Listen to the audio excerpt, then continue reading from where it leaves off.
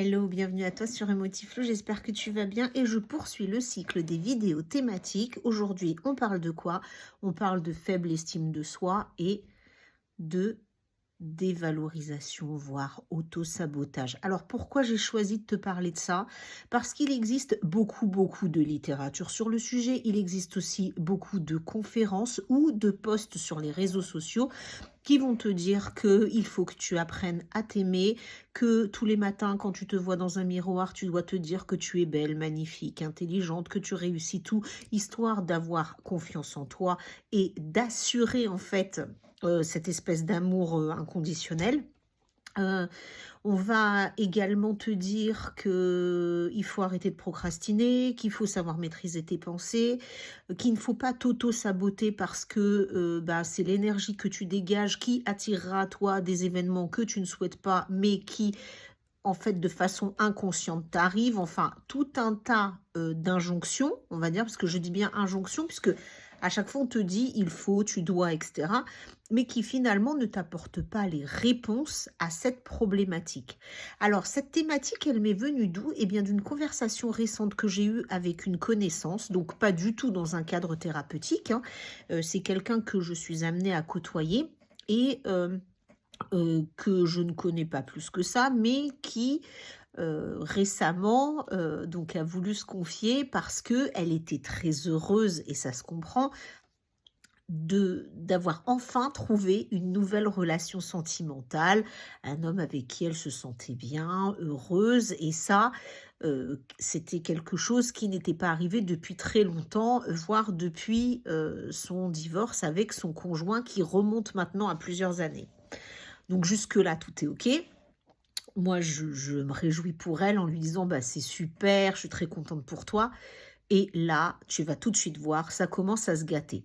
Qu'est-ce qui se passe? Eh bien, cette personne me dit: «Oui, enfin bon, je me demande, ce qu'il me trouve. Je me pose encore la question aujourd'hui de pourquoi il est avec moi, parce que il est super beau, il est sublime et moi, il y a qu'à me regarder pour comprendre que bon, il y a quand même une grosse différence et donc bah, voilà. Il est en plus jeune que moi, donc je sais pas. Franchement, je comprends pas et je me dis que, ça durera pas parce que quelqu'un comme lui, franchement, il peut pas être avec quelqu'un comme moi.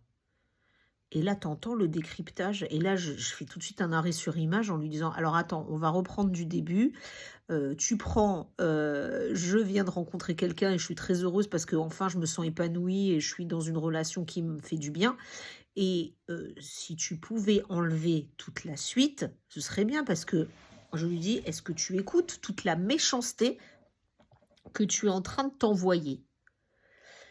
Et là, elle me dit: «Oui, c'est vrai, mais en même temps, je ne peux pas m'empêcher de penser ça. Je ne peux pas m'empêcher de penser qu'il est trop bien pour moi» et je lui dis: «Bon OK, est-ce que ça a déjà été le cas dans ton passé?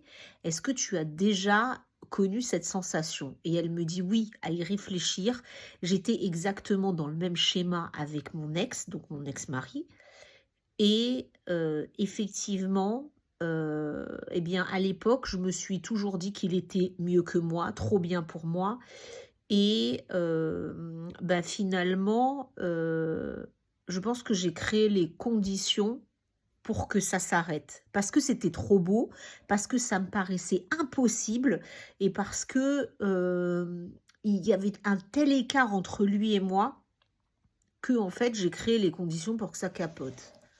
Hein, hein, intéressant. On va faire un arrêt là, sur image par rapport à ce que je viens de te raconter.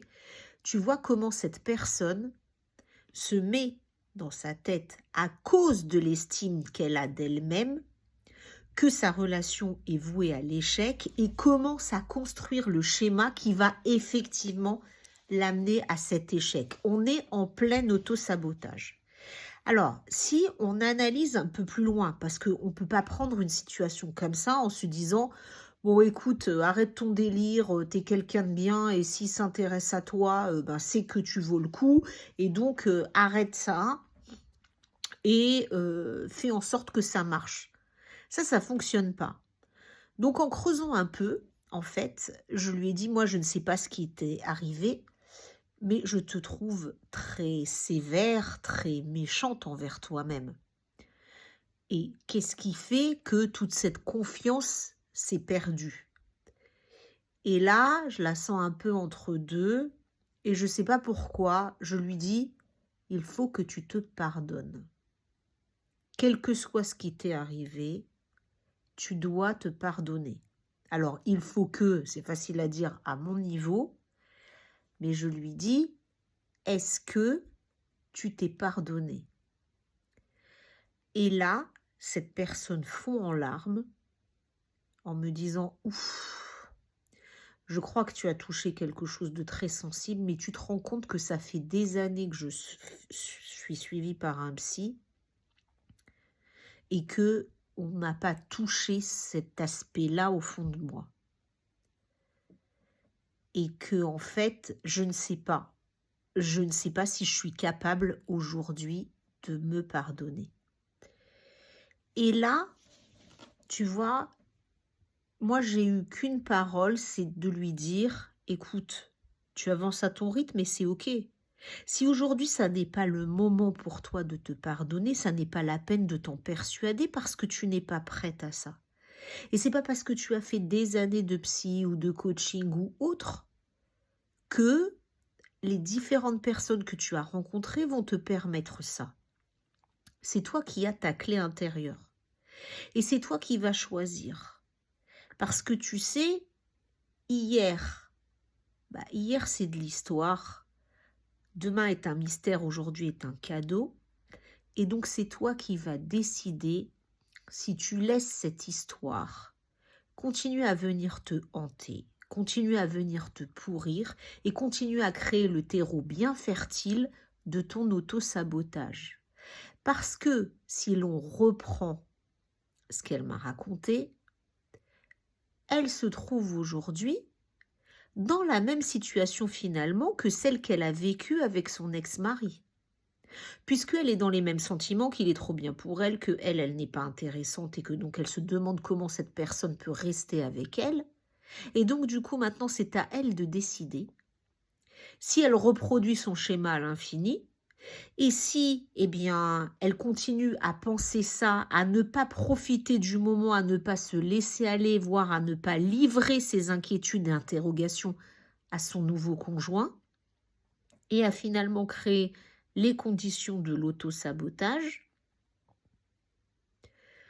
ou est-ce qu'elle choisit de faire autrement pour une fois et de se dire: tiens, cette expérience me rappelle étrangement ce que j'ai vécu avant, qu'est-ce que je ferais différemment par rapport à ce que j'ai vécu?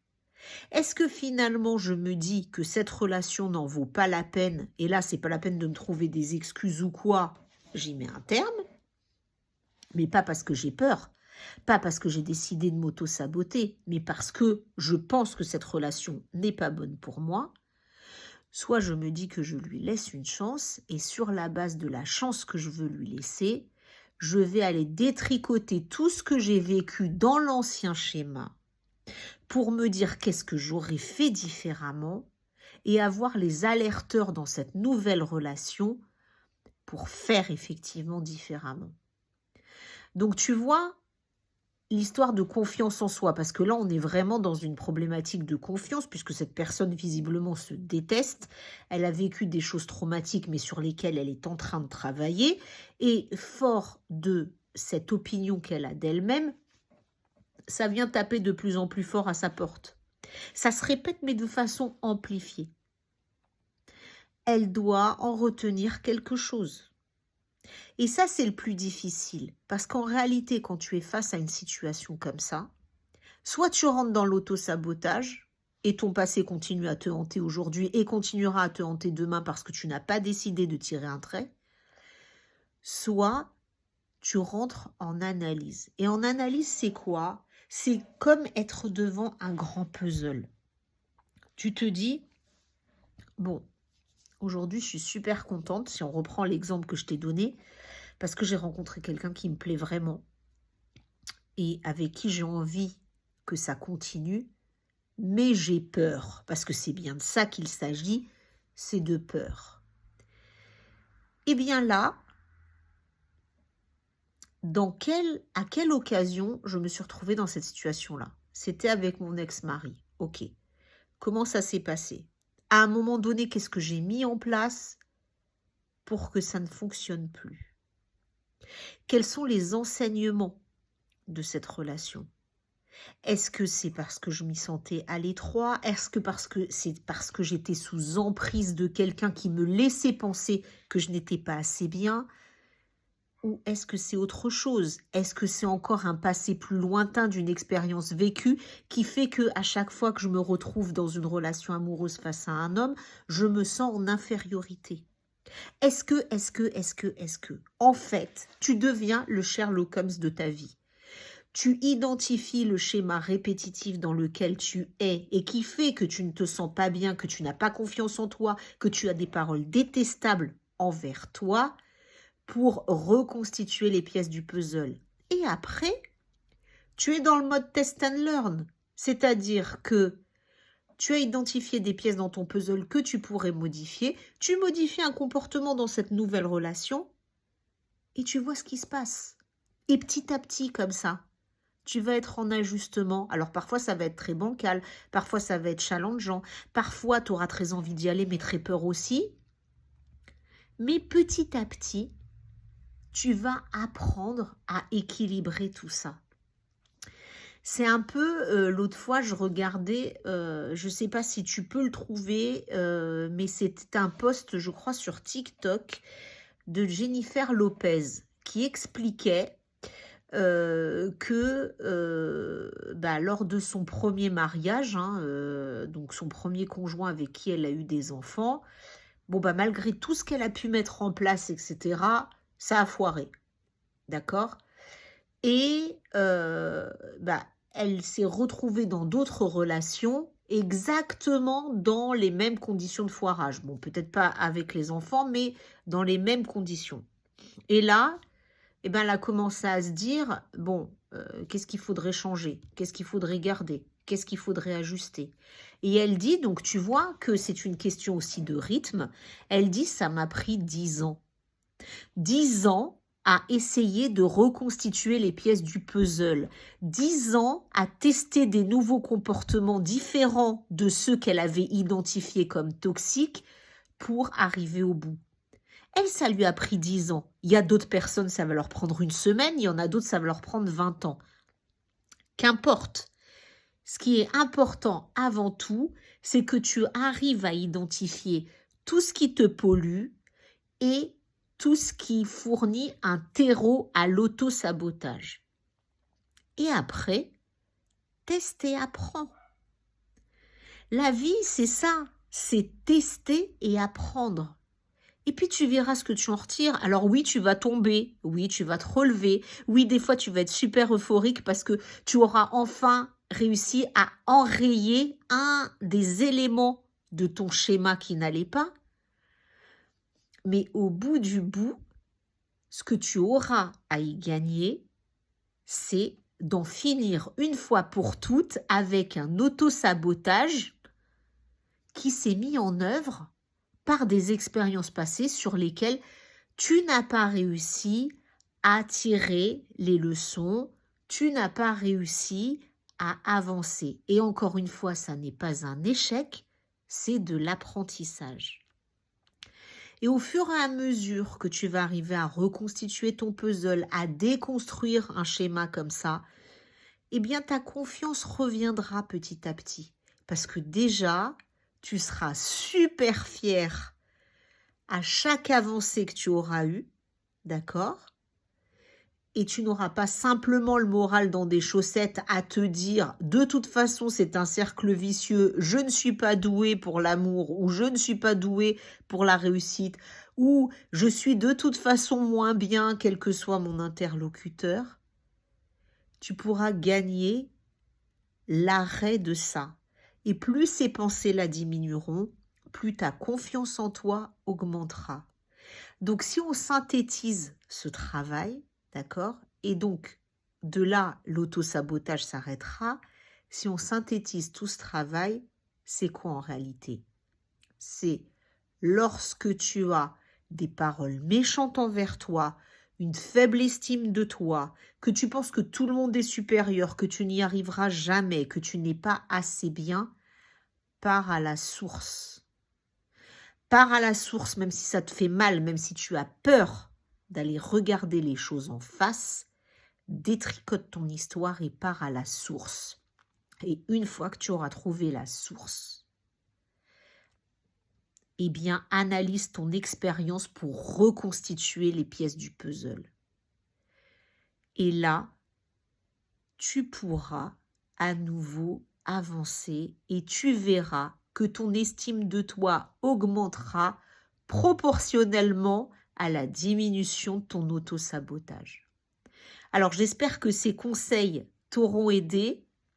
En tout cas, n'hésite pas parce que je sais combien il peut être difficile parfois de remonter à la source et de regarder cette source de façon factuelle, impartiale, pour pouvoir détricoter les schémas. Et donc, si tu as besoin d'aide, les rendez-vous sont ouverts sur emotiflow.fr. C'est le programme à la reconquête du reste de ta vie, où là, par le biais de plein de méthodes et de beaucoup d'échanges, on arrive à détricoter tout ce qui te freine, à retirer en fait toute cette infection qui vient manger l'estime de toi-même et à repartir sur de nouvelles perspectives qui te permettent de dire enfin stop à l'auto-sabotage dont tu es victime et que tu provoques. Alors ça fait poil à gratter, parce que dire « je provoque mon propre malheur », on n'aime pas l'entendre, n'empêche qu'il y a toujours une pointe de vérité, donc pars à la source. Je te dis à très bientôt sur Emotiflow et n'hésite pas à partager cette vidéo vers toutes les personnes où tu penses qu'elles en ont besoin. N'hésite pas à commenter, à liker et à t'abonner. En tous les cas, je suis là pour toi sur emotiflow.fr.